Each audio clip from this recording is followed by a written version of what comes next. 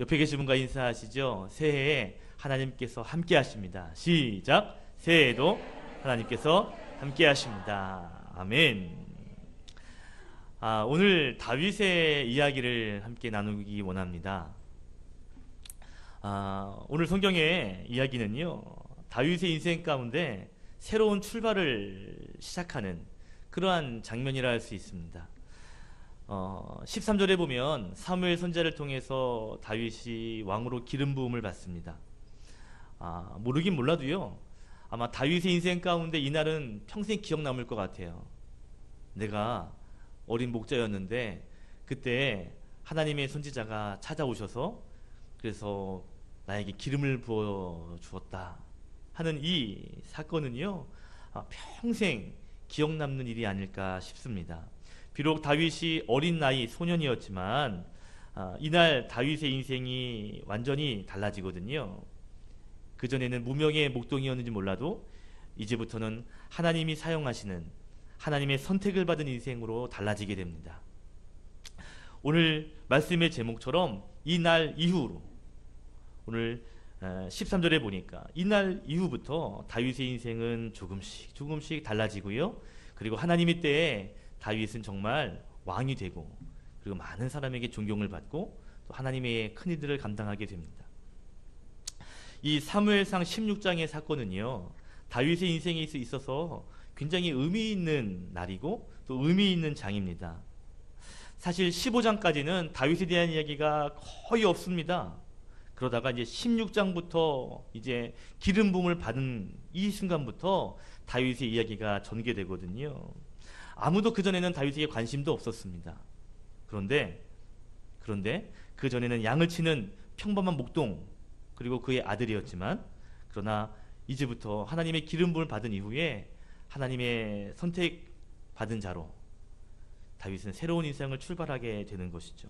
그러니까 오늘 이 기름 부음을 받고 다윗의 인생이 새롭게 출발되는 장면을 통해서 2015년 우리도 이제 새로운 출발을 하고 있는 시점이잖아요. 한 해를 시작하는 출발점에서 다윗같이 하나님의 손에 붙들리는 그런 인생이 되시기를 소망합니다. 아멘. 먼저 우리가 다윗이 하나님의 선택을 받았다라는 건 알고 있는데, 먼저 살필 것이 있어요. 뭐냐면 하나님께 버림받은 사람도 있다는 것입니다. 오늘 사울이 그렇고요, 또 다윗의 형들이 그렇습니다. 1절에 보니까 하나님이 사울을 버렸다라고 기록하고 있죠. 다윗이 기름 부음을 받고 하나님의 선택을 받았다면, 그래서 하나님께 쓰임을 받은 인생으로 달려간다면 그와 반대가 되는 인생이 있는데 바로 하나님께 버림받는 인생도 있다라는 것입니다. 오늘 사울 말고 또 한 명의 버림받았다고 기록되는 것이 6절에 있습니다. 6절 7절에 보면 다윗의 큰형 엘리압이 있는데, 오늘 그 사람 엘리압은 사무엘 선지자가 볼 때 굉장히 훤칠한 인물이었습니다. 왕이 될 만한 조건을 딱 보았을 때, 야, 왕이 될 수 있는 사람이구나 할 정도의 외모를 가진 그러한 사람이었는데, 7절에 보니까 하나님께서 그를 이미 버렸다, 그가 기름 부을 자가 아니다 라고 말씀을 하시죠. 8절에 둘째 아들 아비나답도, 9절 이하의 산마를 비롯한 여러 형들도 하나님의 선택을 받지 못합니다. 자, 오늘 사울 그리고 엘리압을 가리켜서 오늘 버림받았다라고 표현합니다. 이 말을 조금 바꾸면 하나님께서 기회를 주셨는데 그 기회를 상실했다라는 거거든요. 그러나 오늘 다윗이 기름 부음을 받고 하나님의 사람으로 선택되고 그리고 쓰임을 받습니다. 저는 오늘 말씀을 통해서 하나님의 선택받은 자가 어떻게 살아가는지, 특별히 버림받은 이 사람들과 비교해서 함께 은혜 되기를 원하고요. 특별히 기도하실 때, 또 1년을 살아가실 때 하나님께 선택받는 사람, 하나님이 귀히 사용하시는 사람 될 수 있게 해주십시오 라는 마음 가지고 출발하셨으면 좋겠습니다. 아멘. 자, 다윗처럼 하나님께서 선택하는 인생, 또 새로운 출발을 앞에 두고 우리가 각오를 가져야 되는데, 그럼 어떤 각오와 준비를 해야 하는가? 오늘 첫 번째로 교훈 삼을 것이 있는데, 그것은 뭐냐면 하나님의 마음에 내 마음을 맞춰야 한다라는 것입니다. 한번 교훈을 따라합시다. 하나님의 마음에 내 마음을 맞추고 새해를 출발합시다. 여러분, 내 마음을 하나님의 마음에 맞추는 것, 그 단추를 탁 꿰인 다음에 오늘 2015년을 출발하셔야 되겠습니다. 자, 오늘 보세요. 오늘 하나님이 다윗을 선택하시고 그게 왕으로 기름을 부어주시는 분명한 이유가 있는데, 그 이유가 뭐냐면 그 중심이다 그랬습니다. 자, 오늘 사무엘 선지자를 통해서 왕으로 이제 사울을 버렸다, 이제 새로운 왕을 삼을 거다 그러면서 이제 기름을 부으러 가라 그랬거든요. 자, 그때 이 첫 번째 아들인 엘리압을 봤습니다. 엘리압을 보고요, 사무엘이 생각하기를, 야, 진짜 기름 부음 받기에 아주 훌륭한 자다. 야, 정말 이런 사람이 왕이 돼야 되겠구나. 첫눈에 반할 정도의 사람이 엘리압이었습니다. 여러분, 사무엘이요, 신실한 선지자로 열심히 사역했거든요. 그리고 첫 번째 왕 사울 왕을 옆에서 보았던 사람이에요. 왕이 될 만한 조건을 이미 보았고, 그리고 오늘 왕의 기름 부러 올 때에 사울을 피해 목숨 걸고 왔단 말입니다. 그렇게 해서 기름을 부으려고 할 때 대충 보면서 그냥 기름을 부으려고는 하진 않았을 거예요. 아마 나름대로 꼼꼼히 살폈을 겁니다. 저 사람이 어떤 사람일까? 키는 어떨까? 외모는 어떨까? 말투는 어떨까? 정말 이 사람에게 리더십이 있을까? 여러 가지 모습을요, 아마 보았을 겁니다. 그리고 보았을 때 마음에 들었어요. 이 정도 사람이라면 왕이 될 수 있겠다. 그 앞에 사울 왕과 비교할 때 이 정도는 왕감이지 라는 마음을 가졌거든요. 그러니까 이 사무엘의 평가가 그냥 대충의 평가가 아니에요. 꼼꼼한 평가였습니다. 그럼에도 불구하고 하나님은 노! 아니다. 내가 그를 버렸다 라고 말씀하십니다. 그러면서 오늘 외모를 보지 마라, 사무엘을 책망하면서 이렇게 하나님의 기준을 한 가지 말씀하셔요. 그게 뭐냐면, 사람은 외모를 보지만 하나님이 나는 뭐를 본다? 뭐를 본다? 중심을 본다 라는 거죠. 자, 하나님의 기준이 뭐라는 겁니까? 그 사람의 중심이라는 거예요. 마음의 중심이라는 거예요. 만약에 여러분, 하나님께서 다윗을 선택하시고 그에게 기름 부음을 주기로 약속하셨다면, 그리고 그렇게 행하셨다면, 다윗의 중심이 하나님 마음에 들었기 때문입니다. 외모를 보지 마라, 나는 중심을 본다 하시면서 다윗을 선택했다면 하나님은 다윗의 중심을 보신 거예요. 그리고 그 중심이 하나님 마음에 합당한 것입니다. 사도행전 13장 22절에 보면 다윗에 대한 마음을 다시 한번 성경에 기록하는데, 우리 하나님 말씀 같이 사도행전 13장 22절 말씀, 우리 화면을 같이 읽고 볼까요? 같이 읽겠습니다. 시작. 패하시고 다윗을 왕으로 세우시고 증언하여 이르시되, 내가 이새의 아들 다윗을 만나니 내 마음에 맞는 사람이라 내 뜻을 이루리라 하시더니. 이 22절 말씀을 새 번역 성경에서는 이렇게 번역을 했어요. 같이 읽겠습니다. 시작. 그 다음에 하나님께서는 사울을 물리치시고서 다윗을 그들의 왕으로 세우시고 증언하여 말씀하시기를, 내가 이새의 아들 다윗을 찾아냈으니 그는 내 마음에 드는 사람이다. 그가 내 뜻을 다 행할 것이다 하셨습니다. 자, 다윗의 중심을 보니까 내 마음에 들어요. 다윗을 보고 마음에 들었다는 건 다윗의 중심이 마음에 들었다는 거거든요. 다시 말하면 내 뜻을 이루기에 다윗이 내 마음을 이해하고 있구나. 이 사람은 내 마음을 알아. 그리고 내 마음을 알고 있고 그 중심에 내 마음을 알고 하는 의지와 마음이 있어 라는 거죠. 내 마음과 그 마음이 같네, 내가 원하는 마음이 거기에 있네 라는 것입니다. 다윗은요, 하나님의 마음에 자기 마음을 맞췄습니다. 그것이 하나님 보시기에 너무 기쁜 거예요. 하나님께서 무엇을 원하시는지, 하나님이 무엇을 기뻐하시는지, 하나님이 때로는 무엇을 싫어하시는지, 하나님의 마음에 자기의 마음을 맞추고 그리고 하나님의 마음에 합당하도록 삶을 살려고 했던 것이 바로 다윗의 중심이었습니다. 하나님은요, 그 중심을 보신 거예요. 그리고 그를 선택하신 겁니다. 여러분, 다윗이 선택을 받았다면 버림받은 사람이 있다고 그랬죠? 누구라고 그랬죠? 사울이요, 사울. 사울에 대해서 오늘 그 위에 15장 35절에 보면 이렇게 이야기합니다.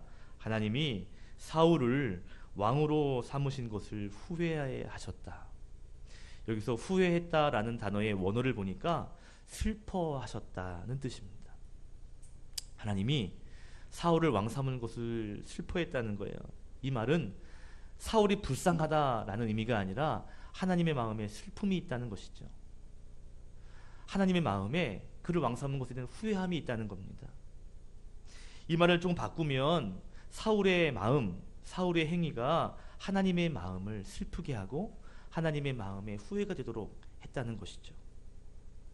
그럼 보세요. 선택받는 사람은 하나님의 마음에 딱 맞추는 반면에 버려지는 사람의 마음을 보니까 하나님의 마음을 슬프게 하고 하나님의 마음과 멀어지는, 하나님을 후회하게 만드는 것이라는 거죠. 여러분, 신앙생활하면서 굉장히 중요한 것이 있는데 뭐냐면 하나님의 마음에 내 마음을 맞추는 것입니다.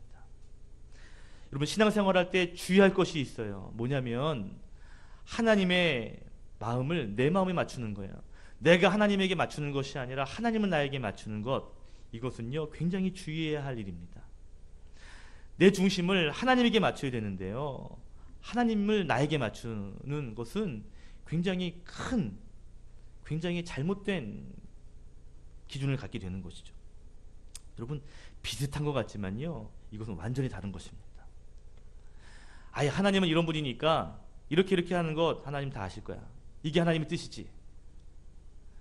내가 살아보니까 이렇게 하나님이 하셨어. 이게 하나님의 뜻이야.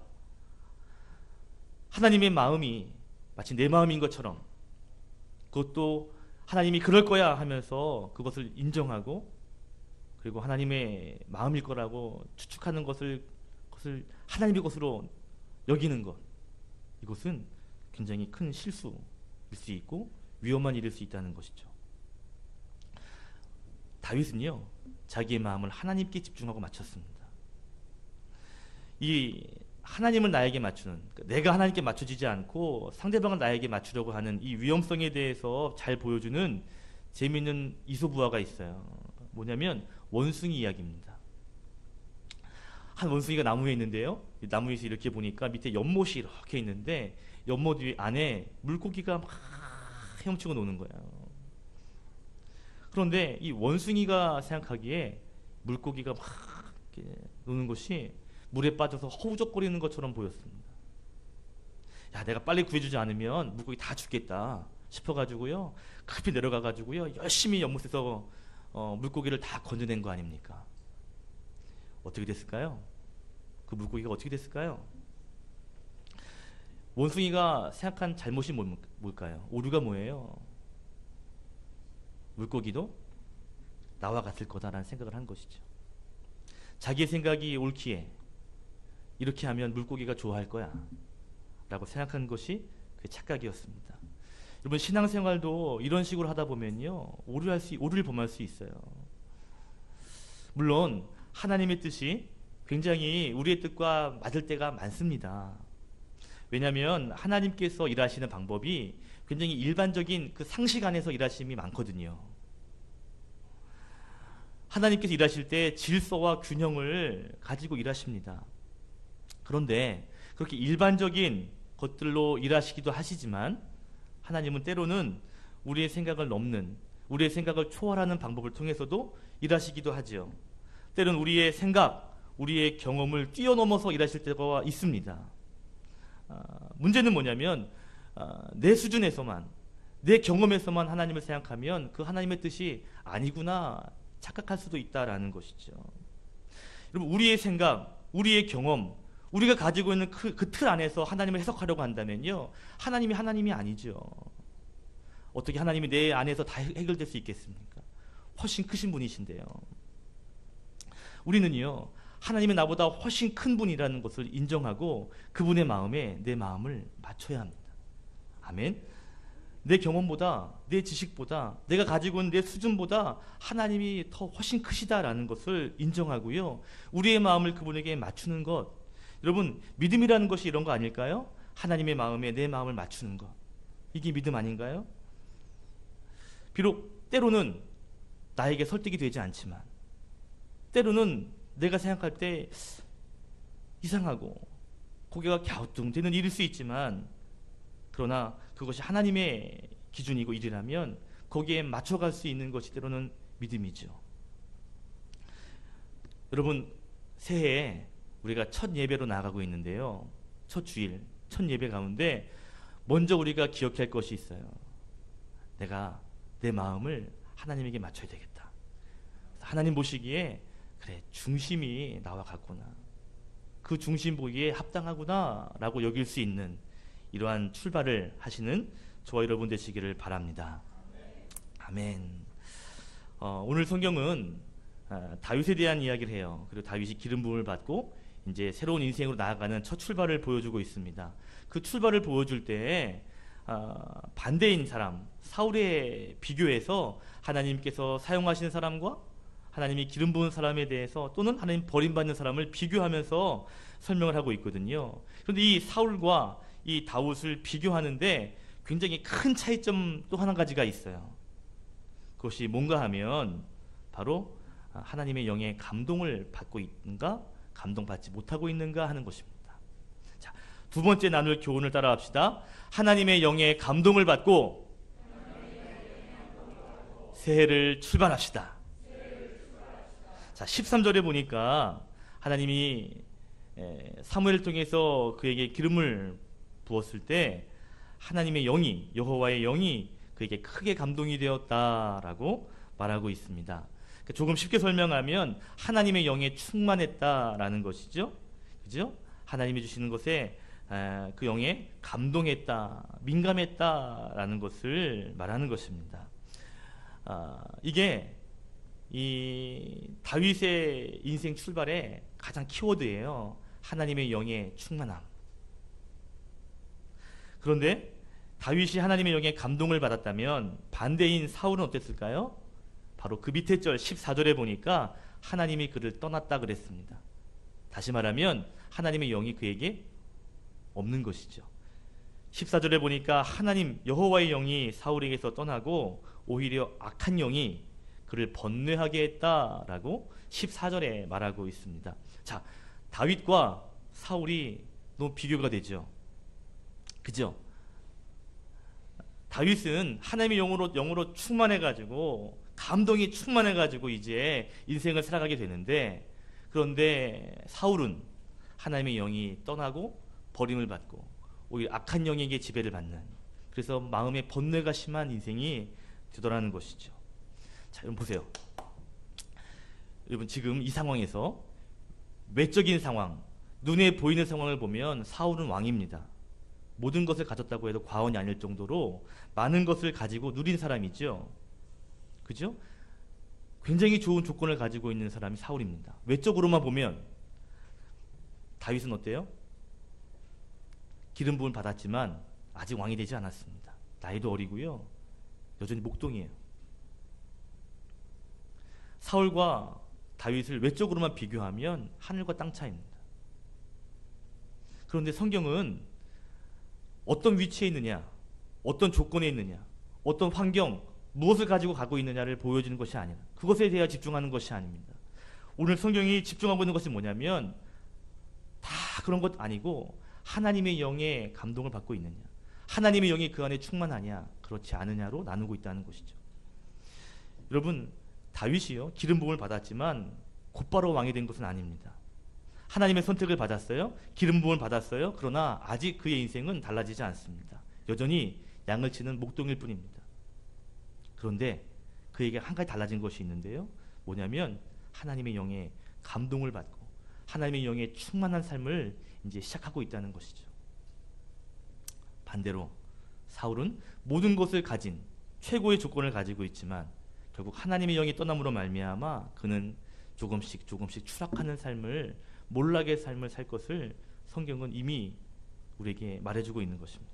왜요? 하나님의 영이 그에게 없거든요. 이 두 사람의 그림이 지금 그려지셔요? 한 왕이 있고요, 저 목장 어린 다윗이 있어요. 그러나 이 사람에게는 없는 것이 이 사람에게 있는데, 이게 뭐예요? 하나님의 영이 충만한 거예요. 여러분, 다윗 왕으로 쫙 출발할 때 기름 부음을 받자마자 그에게 나타난 놀라운 변화는 성령의 충만함이 있었다는 겁니다. 하나님의 영의 감동을 받고 그의 성령의 인도함, 하나님의 영의 인도하심을 따라 나아가는 삶을 살았다는 것이죠. 저는요, 우리 인생 2015년을 새롭게 우리가 출발하는 첫 주인데 우리의 인생이 다윗 같은 인생이 되었으면 좋겠습니다. 하나님의 영의 큰 감동을 받아서 한 걸음 한 걸음 믿음의 길을 걸어가는 인생 말이죠. 자, 그런데 문제는 뭐냐면 하나님의 영의 감동을 받아야 되는데 어떻게 하면 하나님의 영의 감동받는 삶을 살 수 있을까요? 오늘 기름 부음을 받은 다윗처럼 우리가 이렇게 기름 부음을 받고 영적인 충만함을 누려야 되는데 어떻게 해야 될까요? 제가 저 자신을 생각해 보면서 느끼는 것은 이겁니다. 신기하게도요, 하나님의 영에 충만하고 감동을 받지 못할 때를 보면, 그때 보면요, 제 안에 제가 많을 때, 죄가 아닌 내 안에 내가 많을 때, 내 생각, 내 고집, 내 자아가 많을 때 아무리 멋진 예배, 아무리 멋진 하나님의 찬양을 들어도 그렇게 내가 할 수 있는데 뭐 이런 마음이 드는 것 같습니다. 여러분, 사람과 관계하고 대화할 때도 그렇죠. 내 입장이 가득하면 대화가 잘 되지 않습니다. 내 입장이 가득하면 이상하게 이게 교통이 안 되죠. 여러분, 하나님의 영을 내가 받기 위해, 하나님의 감동을 받기 위해서라면 먼저 내 자신을, 나의 안에 있는 나를 비울 줄 아는 모습이 필요합니다. 또 한 가지요. 또 한 가지인데 뭐냐면 바로 첫 번째 드린 말씀이에요. 초점을, 내 마음을 하나님께 맞춰야 돼요. 아니, 하나님께 맞춰야 하나님의 감동을 받을 거 아닙니까? 내가 하나님의 마음이 어떤 마음인지를 알아야 그 마음이 전달되지 않겠어요? 그런데 내 마음이 하나님께 가지 않고 다른 데 가 있으면서 하나님의 감동을 어떻게 받을 수 있겠습니까? 하나님의 마음에 내 마음을 자꾸 맞추려고 노력하는 것이 있어야, 그래야 그 통로를 통해서 하나님의 은혜가 내 안으로 흘러오게 되는 것이거든요. 예전에 어렸을 때 이만한 돋보기를 사가지고요, 검정색 종이 위에 이렇게 올려놓으면요, 이렇게 당기면 초점이 촥 맞는 딱 순간에 피 그러면서 연기가 촥 나서 불이 촥 붙어요. 그죠? 저는 그거 갖고 막 뭐 벌레도 죽이고 그때 기억이 납니다. 이렇게 막 장난감 가지고 놀았거든요. 아무리 좋은 돋보기라 할지라도, 아무리 큰 돋보기라 할지라도 여러분, 초점이 맞지 않으면 종이는요 그대로 있습니다. 밋밋한 종이로 남을 뿐이에요. 그러나 작은 돋보기라 할지라도 초점이 거기에 정확히 맞으면 불이 납니다. 효과가 일어나는 것이죠. 여러분, 아무리 좋은 예배, 아무리 좋은 교회, 그 어떤 것들을 우리가 그 안에 있다 할지라도요, 하나님과의 초점이 딱 맞지 않으면 그냥 밋밋할 수밖에 없습니다. 그런데 작은 예배일 수 있어요. 그냥 한 사람과 대화할 수 있습니다. 그냥 일상의 대화인데, 그냥 성경 한 구절 읽은 것뿐인데, 근데 하나님의 마음과 탁 맞았을 때, 그 하나님의 마음이 내 가운데 탁 전달될 때 참 놀라운 은혜가 있습니다. 예배 안에도 놀라운 은혜가 있고요. 저는요, 성도들끼리 이야기하면서 감동을 많이 받아요. 그들의 삶을 통해 하나님을 이야기하고 또 성경 안에 있는 삶을 우리가 보게 될 때, 그때 하나님의 마음이 느껴져요. 그럼 그 작은 단어 하나, 그 작은 하나님의 사건이 제 마음 가운데요 막 감동이 되는 거예요. 이렇구나. 중요한 것이 있어요. 내 마음을 비워야 하고요, 그리고 내 마음을 하나님에게 맞춰야 합니다. 그래야 하나님의 영이 내 안으로 감동을 주실 수 있는 거예요. 하나님의 영의 감동을 받기 원하시죠? 하나님의 영이 충만하기를 원하시죠? 그렇다면 오늘부터 하나님의 마음에 집중하시는, 초점을 맞추시는 저와 여러분 될 수 있기를 주의 이름으로 축원합니다. 말씀을 정리할게요. 다윗은 자신의 마음을 하나님의 마음에 맞췄습니다. 하나님 보시기에 그 마음, 그 중심이 좋았다 그랬어요. 또 다윗은 하나님의 기름 부음을 받은 이후에 하나님의 영으로 충만하고 영으로 감동을 받고 나아가는 것을 보게 됩니다. 오늘 두 가지를 기억하십시오. 내가 하나님의 마음에 내 마음을 맞춰야 되겠다. 그리고 하나님의 영에 감동을 받고 내가 새해를 출발해야 되겠다. 다윗처럼 하나님이 귀하게 사용하시는 저와 여러분 될 수 있기를 예수 그리스도의 이름으로 축원드립니다. 기도하겠습니다. 하나님 아버지,